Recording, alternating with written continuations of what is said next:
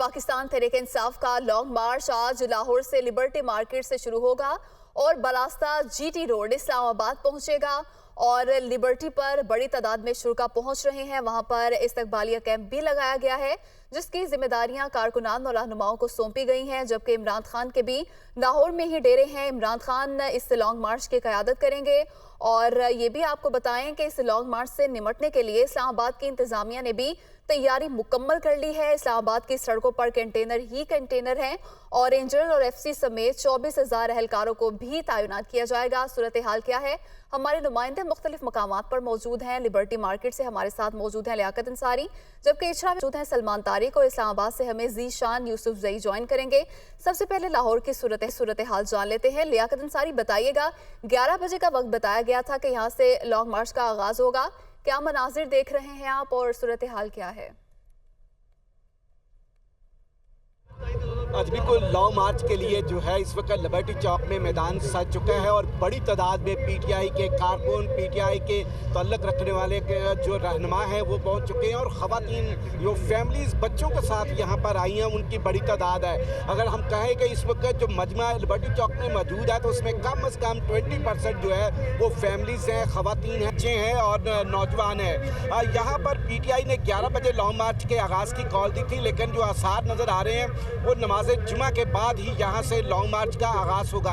इमरान खान का जो मरकज़ी कंटेनर है जिस पर उन्होंने सवार होकर लॉन्ग मार्च की क़यादत करनी है वो लिबर्टी चौक पहुँच चुका है। उसको सिक्योरिटी के पुलिस एहलकारों ने मुकम्मल तौर पर चेक किया है। इस कंटेनर को जो है वो हर तरह की सहूलतों से लेस किया गया है। वहाँ पर इमरान खान इस कंटेनर में कोई हंगामी मीटिंग, शॉर्ट मीटिंग करना चाहें तो उसका भी एहतमाम होगा, ब्रीफिंग का भी एहतमाम होगा और उसके अंदर वाईफाई और दीगर सहूलतें फराहम की गई हैं। ख़वातीन के यहाँ पर बड़ी तादाद में कंटेनर्स मौजूद है जिन पर ख़वातीन सवार हैं और वो जोश व जज्बे के साथ वक्फे से नारेबाजी कर रहे हैं। पीटीआई के मरकज़ी रहनुमा शफकत महमूद, इम्तियाज़ शेख, अंदलीब अब्बास, मुसरत जमशेद चीमा, डॉक्टर ज़रका तैमूर और दीगर रहनुमा इस वक्त इस मजमे में पहुँच चुके हैं और यहाँ पर पार्टी के रवायती रंग नज़र आ रहे हैं। पीटीआई के तराने गूंज रहे हैं, हर तरफ पार्टी परचमों की बहार है।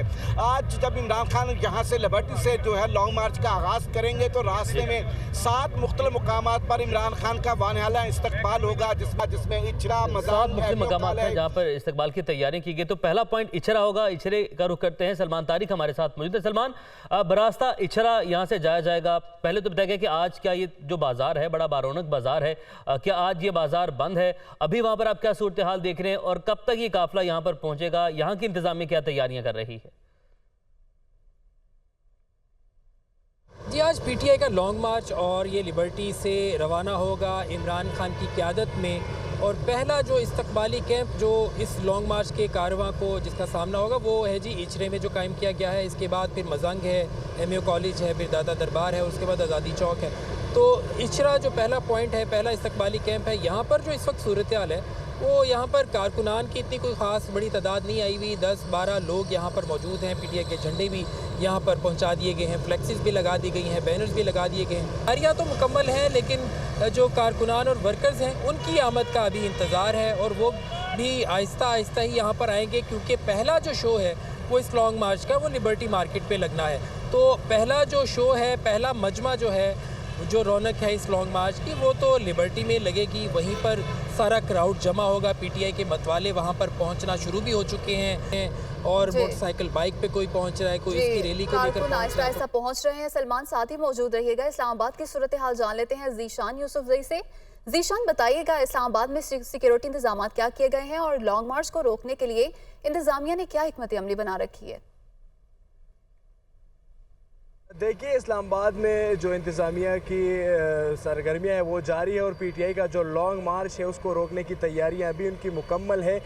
जगह जगह कंटेनर्स लगे हुए हैं, मुख्तलिफ मकामात पर इस्लामाबाद के कंटेनर्स पड़े हुए। अगर मैं आपको रेड जोन की बात बताऊं तो दाखिली और ख़ारजी रस्तों पर कंटेनर्स पड़े हैं।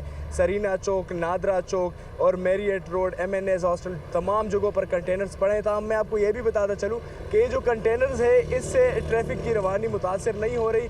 इसके अलावा फैज़ाबाद, पेशावर मोड़, तरामरी समेत दीगर मकामात पर भी कंटेनर्स मौजूद है। इस वक्त मैं मौजूद हूँ डी चौक में, मेरे कब में आपको कंटेनर्स भी नजर आ रहे हैं। आपने हमें इस्लामाबाद की सूरत से आगाह किया, आपसे मजीद भी अपडेट लेते रहेंगे। आपका भी बहुत शुक्रिया। लाहौर से हमारे नुमाइंदगान मौजूद थे, आप तीनों नुमाइंदगान का बहुत आपको बराह रास्त से चलेंगे। लाहौर तरीके से आपके रहनुमा प्रेस कॉन्फ्रेंस कर रहे हैं। पर भी दो राय हैं। कुछ लोग कह रहे हैं कि इतना, क्योंकि इसमें तो कोई शक ही नहीं है कि अवाम ने तारीखी नंबर्स के अंदर निकलना है, तो कितनी हम रफ्तार से चल सकेंगे, कामों की पहुंचेंगे नहीं पहुंचेंगे उसके ऊपर, लेकिन वो तो कल ही पता चलेगा। इस वक्त जो मनसूबाबंदी है वो इस बुनियाद के ऊपर है कि शादरे से शुरू करके दूसरे दिन का इख्तिताम जो है, यानी हफ्ते के दिन का इख्तिताम जो है वो कामोकी पे होगा। उसके अगले दिन जी इतवार की सुबह को फिर कामोकी से निकलेंगे और गुजरांवाला जाएंगे, और इंशाल्लाह ताला जिस तरीके से आज लाहौर के अंदर एक तारीखी रैली होने जा रही है, इसी तरीके से गुजरांवाला के शहर ने कप्तान का अपना इस्तकबाल भी करना है और इस हकीकी आज़ादी की मार्च के अंदर अपनी शिरकत भी करनी है। तो इतवार का दिन जो है वो गुजरांवाला शहर के अंदर गुजरेगा। पीर की सुबह हम वहाँ से निकलेंगे इंशाल्लाह गुजरांवाला से, और हम डस्के से होते हुए सियालकोट जाएंगे, और पीर के दिन का इख्तिताम जो है वो सियालकोट के अंदर होगा। मंगल की सुबह जो है वहाँ से हम सियालकोट से निकलेंगे और समड़ियाल से होते हुए वज़ीराबाद के ज़रिए गुजरात पहुँचेंगे। बुध के दिन हमने गुजरात से निकलना है, और गुजरात से निकल के आगे लाला मूसा, खारियाँ, ये सब जगहों से होते हुए हम फवाद चौधरी साहब के पास जेलम पहुँचेंगे जी, और जेलम में वो रात गुजरेगी। और उसके बाद जुमेरात के दिन जो है वो वहाँ से निकल कर गुजर खान से होते हुए पिंडी पहुँचेंगे। चेयरमैन साहब और ये काफ़िला जो है वो पिंडी पहुँचेगा। और जुमे का दिन जो है, जुमेरात को उधर पहुँच गए जी। जुमे का दिन जो है, और ये भी मैं बता दूं कि जुमे के दिन चेयरमैन साहब बाहर से नहीं आ रहे होंगे, वो पिंडी पहले पहुंच चुके होंगे, लेकिन बाकी पाकिस्तान से सारे काफ़िले जो हैं वो ज़्यादातर तादाद जो है वो जुमे को आएगी। लेकिन कुछ काफ़िले जो दूर दराज इलाकों से आ रहे हैं, मसलन गिलगित बल्तिस्तान से आ रहे हैं, जनूबी इलाके हैं, खैबर पख्तूनख्वा के, सिंध से काफ़िले आने हैं, बलूचिस्तान से आने हैं, इसी तरीके से जनूबी पंजाब के कुछ अजला जो हैं वो जुमेरात को बलूचिस्तान में वो आ जाएंगे जुमेरात की रात को, शाम को। तो वहाँ पे जुमेरात को ही शाम को माहौल बनना शुरू हो जाएगा। इनके तमाम लोगों के ठहरने का भी इंतज़ाम किया जा रहा है। पिंडी में मरी रोड के पास अल्लामा इकबाल पार्क जो है वहाँ पर, और उसके पास जो इलाका है वहाँ पर इंतज़ामात किए जाएंगे इनके लिए। और दूसरी तरफ से जुमे के दिन जो है वो ज़ाहिर है सारी बाकी ज़्यादा तादाद जो है वो आएगी। खैबर पख्तूनख्वा से जो लोग आएंगे वो जनूबी ज़िले वाले जो हैं वो तो उससे एक शाम पहले आ जाएंगे। बाकी जो पेशावर वैली है, मलाकंड है, हज़ारा रीजन है, ये तमाम लोग जो हैं ये आएंगे आपके काफ़िले जुमे के दिन, और वो टेक्सला की साइट के ऊपर जो है वहाँ पर आके उनके इंतज़ामात किए जा रहे हैं ठहरने के लिए, वो वहाँ पर पहुँचेंगे। जुमे को, हफ्ते को, इतवार को, तीनों दिन जो है वो इंशाल्लाह ताला बहुत बड़े पाकिस्तान की तारीख के मेरे ख्याल में सबसे बड़े इज्तिमा होने वाले हैं।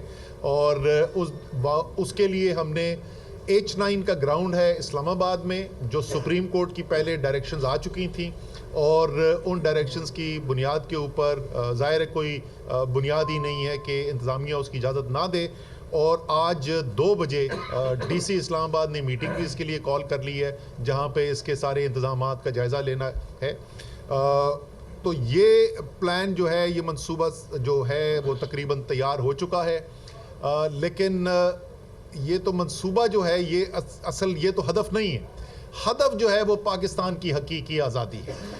पाकिस्तान में आप इस वक्त किसी जगह पर भी निकल जाएं और आवाम से एक सवाल पूछें कि क्या आपके ख्याल में, क्या पाकिस्तान के फ़ैसले जो हो रहे हैं, क्या पाकिस्तान के मुस्तकबिल के बारे में जो फ़ैसले होते हैं, क्या ये अवाम की ताकत की बुनियाद पर होते हैं?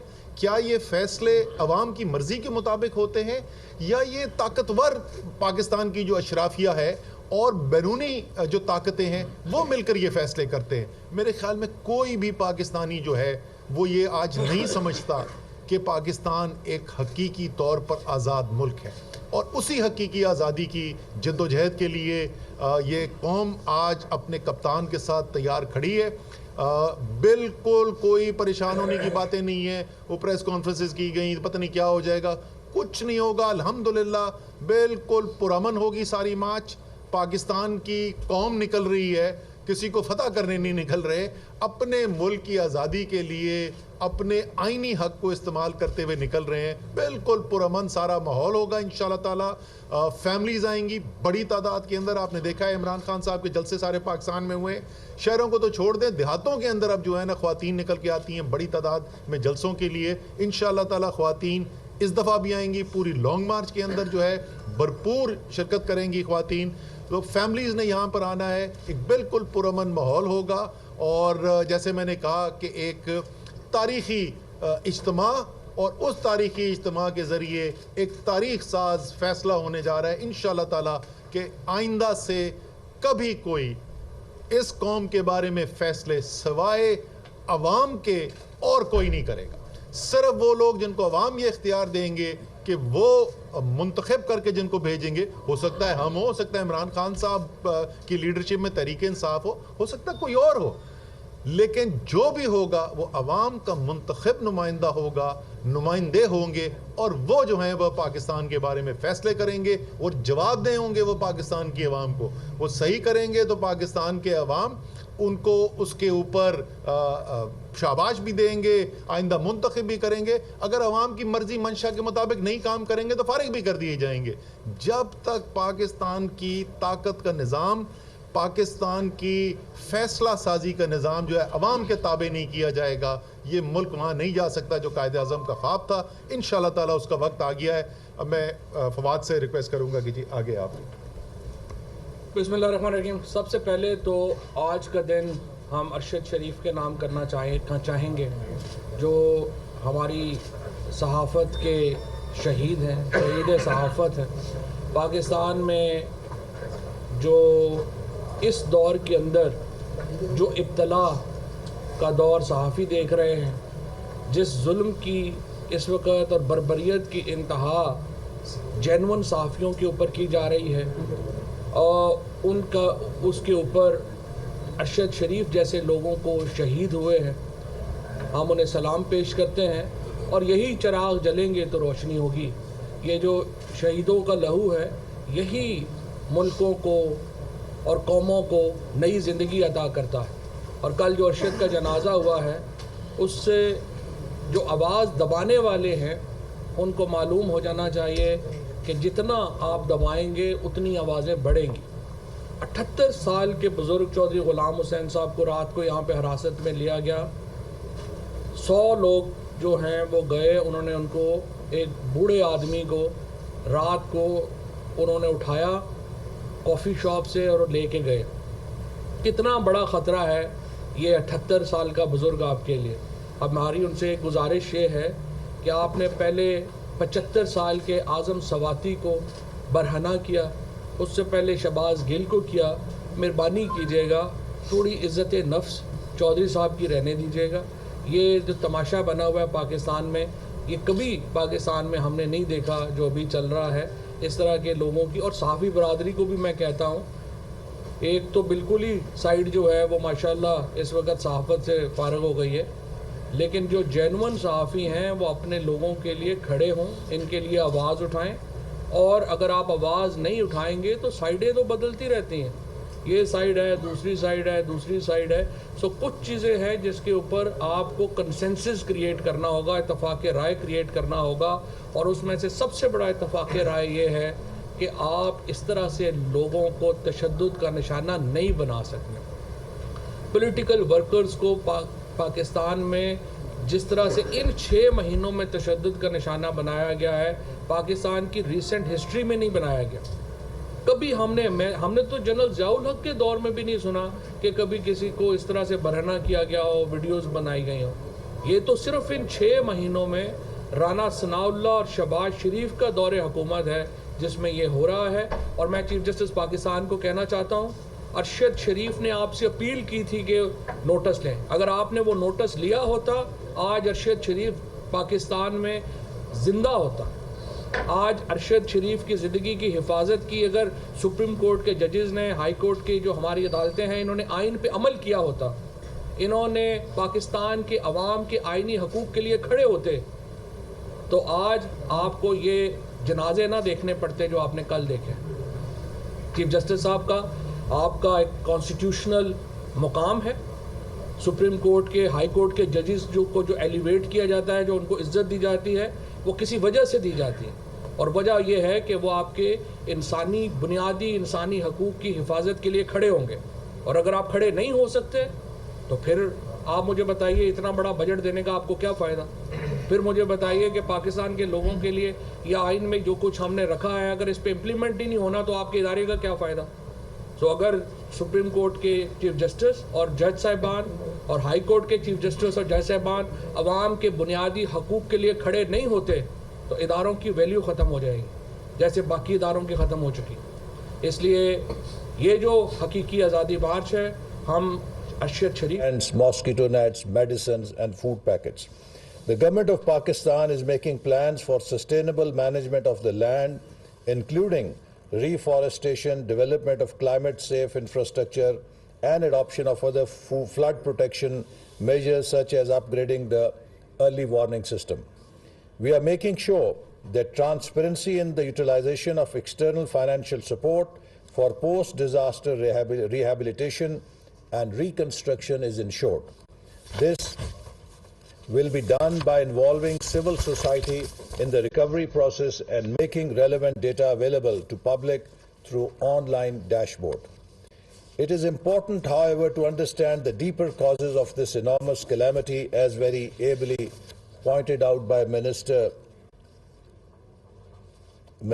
Climate Change. A recent study by over 24 scientists of Imperial College London concluded that severe weather events are becoming more frequent and more severe as a result of the global greenhouse emissions resulting from the combustions of fossil fuels.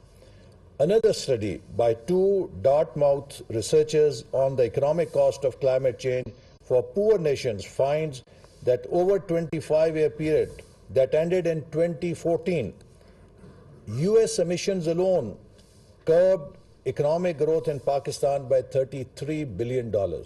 This is just one country, but if you take G20 countries together, this figure will run into hundreds of billions of dollars. Pakistan has consistently been among the top 10 worst affected countries in the Global Climate Risk Index, but its वज़ीर दाखिला राना सनाउल्लाह का कहना है कि DGISPR की press conference से लोगों को हक़ाइक़ का इल्म हुआ, झूठ और फ्रॉड पर से पर्दा उठ गया। उन्होंने कहा कि पुरअमन एहतजाज के लिए आएंगे तो तहफ़्फ़ुज़ फराहम करेंगे, अगर इस्लामाबाद पर चढ़ाई की कोशिश की तो कानून के मुताबिक निपटेंगे। वो रावलपिंडी में मीडिया से गुफ्तगू कर रहे थे। कल की जो गुफ्तगू DGI ने और DGISPR ने की है, उससे आवाम को बड़ी जो है वो आगाही हासिल हुई है। आवाम को एक ऐसा झूठा प्रोपेगेंडा, एक ऐसा घटिया प्रोपेगेंडा, एक ऐसा फ्रॉड जो कि हर वक्त जो है वो आवाम के जो है वो कानों में जो है वो दस्तखत दे रहा था, वो सारा झूठ, वो सारा फ्रॉड बयानियाँ और वो सारे इल्ज़ामात जो है वो कल आवाम की नज़र में जो है वो बिल्कुल रद्द हो गए। कानून के मुताबिक पुरअमन एहतजाज के लिए वो आएंगे तो हम वो तमाम ज़िम्मेदारियाँ पूरी करेंगे जो ज़िम्मेदारियाँ अदालत ने हमारे ज़िम्मे लगाई। चढ़ाई करने आ रहे हैं, अगर वो इस्लामाबाद पे चढ़ दौड़ने के लिए आ रहे हैं तो फिर ये बात वो बिल्कुल समझ लें। और मैं ये बड़े दो टोक अंदाज में इसको वाज़ेह करना चाहता हूँ कि किसी जत्थे को जो है वो इस्लामाबाद पे चढ़ाई करने का मौका नहीं दिया जाएगा।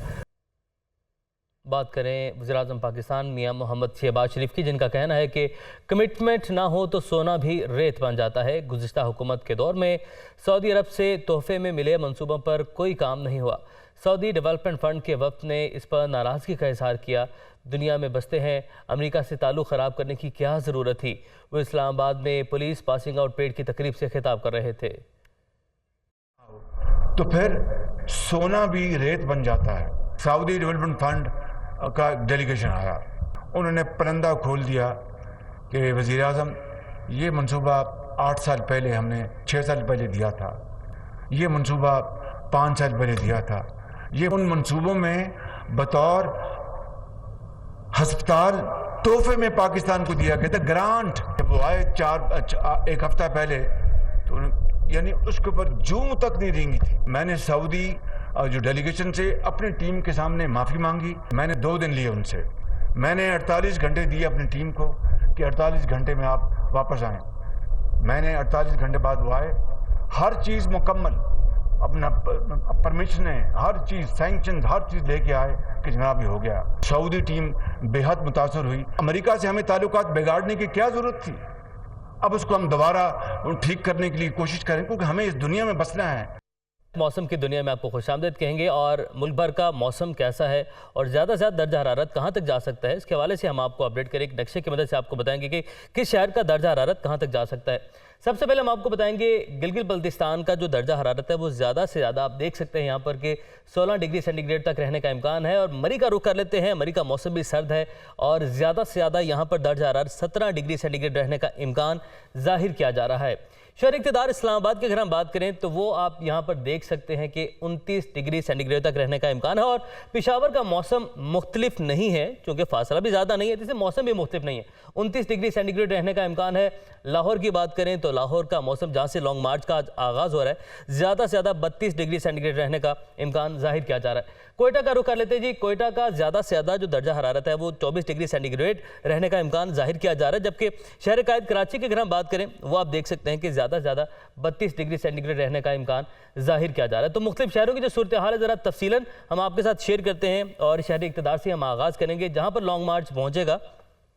ज़्यादा से ज़्यादा आप देख रहे हैं कि 29 डिग्री सेंटीग्रेड और कम से कम 16 डिग्री सेंटीग्रेड रहने का इम्कान जाहिर किया जा रहा है। एयर क्वालिटी इंडेक्स अनहेल्दी है और 152 है। ह्यूमिडिटी 57% है। और विंड स्पीड की अगर हम बात करें तो वो आप यहाँ पर देख सकते हैं कि 8 किलोमीटर फी घंटा की रफ्तार से यहाँ पर हवा चल रही है। इस्लामाबाद के बाद हम आगे रुख करते हैं सूबाई दारुल हुकूमत लाहौर का। ज़्यादा से ज़्यादा 32 और कम से कम 17 डिग्री सेंटीग्रेड रहने का इम्कान जाहिर किया जा रहा है। हमेशा से कंसर्न है, बड़ा कंसर्न है कि एयर क्वालिटी इंडेक्स, आबो हवा, स्मोग है, सांस लेना मुश्किल हो चुका है। 368 अलार्मिंग सूरत हाल है, अलार्मिंग सूरत हाल है। ह्यूमिडिटी है 74%, हवा की रफ्तार है 3 किलोमीटर फी घंटा। अच्छा जी, लाहौर के बाद हम बात करते हैं कराची की। ज़्यादा से ज़्यादा 32 और कम से कम 21 डिग्री सेंटीग्रेड रहने का इम्कान जाहिर किया जा रहा है। एयर क्वालिटी इंडेक्स अनहेल्दी है, 165 है, नमी है 90% और विंड स्पीड है 3 किलोमीटर पर आवर। कराची के बाद हम रुख कर लेंगे पेशावर का। ज़्यादा से ज़्यादा आप देख सकते हैं कि 29 डिग्री सेंटीग्रेड और कम से कम 16 डिग्री सेंटीग्रेड रहने का इम्कान यहाँ पर जाहिर किया जा रहा है। एयर क्वालिटी इंडेक्स है वेरी अनहेल्दी 181 और ह्यूमिडिटी की बात करें तो 61% है और विंड स्पीड है 8 किलोमीटर पर आवर। पेशावर के बाद हम कोयटा पहुंचते हैं जी और कोयटा में हम देख रहे हैं कि ज़्यादा से ज़्यादा 24 और कम से कम 9 डिग्री सेंटीग्रेड रहने का इम्कान जाहिर किया जा रहा है। एयर क्वालिटी इंडेक्स बाकी शहरों से हम हमेशा जिक्र करते हैं कि यहाँ का बेहतर है, 97%, ह्यूमिडिटी 36 और हवा की रफ्तार 3 किलोमीटर पर आवर है। इसके बाद हम रुख करते हैं कोयटा के बाद हमारे पास नेक्स्ट सिटी है मरी है जी। ज़्यादा से ज़्यादा 17 और कम से कम 4 डिग्री सेंटीग्रेड रहने का इम्कान यहाँ पर जाहिर किया जा रहा है, यानी कि रातें बहुत सर्द हैं यहाँ पर। एयर क्वालिटी इंडेक्स, आबो हवा भी साफ़ है। चलें जी, मरी का रुख करते हैं। सब मरी चलते हैं, 91 है मरी के बाद। गिलगित का हम रुख करेंगे, ज़्यादा से ज़्यादा 16 और कम से कम 9। एयर क्वालिटी इंडेक्स मरी क्या, मैं तो कहता हूँ गिलगित चलते हैं, वहाँ पर 17 है, ज़बरदस्त एयर क्वालिटी इंडेक्स। ह्यूमिडिटी की अगर हम बात करें 48 है और हवा की रफ्तार की बात करें वो है 5 किलोमीटर फी घंटा की रफ्तार से यहाँ पर हवा चली है।